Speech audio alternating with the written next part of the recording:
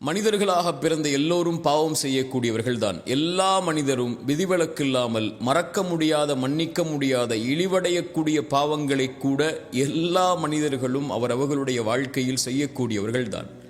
ஆனால் அந்த பாவத்திலிருந்து விலகி தன்னை மீட்டெடுத்து நற்பாதையில் தன்னை ஆக்கிக்கொண்டு இறைவனிடத்திலே வந்தவர்கள்தான் சிறந்தவர்கள் என்று இறைத்தூதர் சொன்னார்கள். மனிதர்களில் சிலர் நல்லவர்களுடைய பாதையை பாவத்திலிருந்து மீண்டு தேர்ந்தெடுத்ததற்கு பிறகு என்றாவது ஒரு நாள் நான் இப்படியெல்லாம் பாவம் செய்தேனே, குற்றம் செய்தேனே, அநீதம் செய்தேனே, இறைவனிடத்திலே நான் இப்படி குற்றவாளியாக இருந்தேனே, இப்போது நல்லவர்களாக நான் வாழ்ந்தால் மட்டும் என்ன ஆகப் போகிறது என்ற கவலை அடைந்தாலோ, அல்லது அவன் செய்த பாவத்தை குறித்து மனிதர்களில் சிலரோ அல்லது பலரோ அவனை கை நீட்டி, நீ இப்படி பாவம் செய்தவன், அநீதம் செய்தவன், குற்றம் செய்தவன், உனக்கெல்லாம் இறைவனுடைய பாதையில் இருப்பதற்கோ இப்படி நல்லவர்களுடைய பாதையில் தேர்ந்தெடுத்து வாழ்வதற்கோ என்ன தகுதி உண்டு என்று அவனுடைய உள்ளத்தை உடைக்கும் போதோ அவன் கவலை அடைந்து தன் வாழ்வு இனிமேல் நற்பாதையில் எதற்கு என்ற சிந்தனையில் ஆக்கிக் கொள்கிறான்.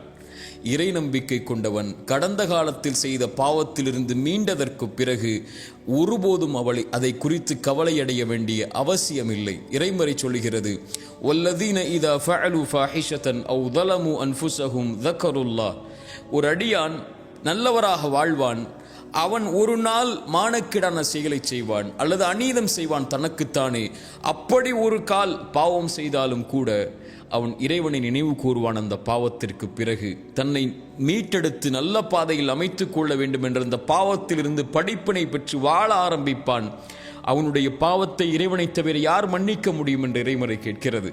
மேலும் சொல்லுகிறது, அவன் யார் தெரியுமா? வலம் யுசிர்ரு அலா மா ஃபஅலு வஹும் யஅலமூன். பாவத்திலிருந்து ஒருவன் மீள்கிறான் என்றால் அவன் முதலிலே மனதிலே உறுதி கொள்வான், அந்த பாவம் என்று, இனிமேல் அந்த பாவத்தின் பக்கம் நெருங்க மாட்டேன் என்று. ஒருபோதும் அறிந்த நிலையில் அதே பாவத்தை மீண்டும் அவன் தொடர மாட்டான். இப்படி நற்பாதையில் இருக்கக்கூடிய எவரும் கடந்த கால பாவத்தை குறித்து கவலையடைய வேண்டிய அவசியமில்லை. ஏனென்றால் அவர் செய்த பாவமே அவருடைய வாழ்வில் இல்லை முன்னால்.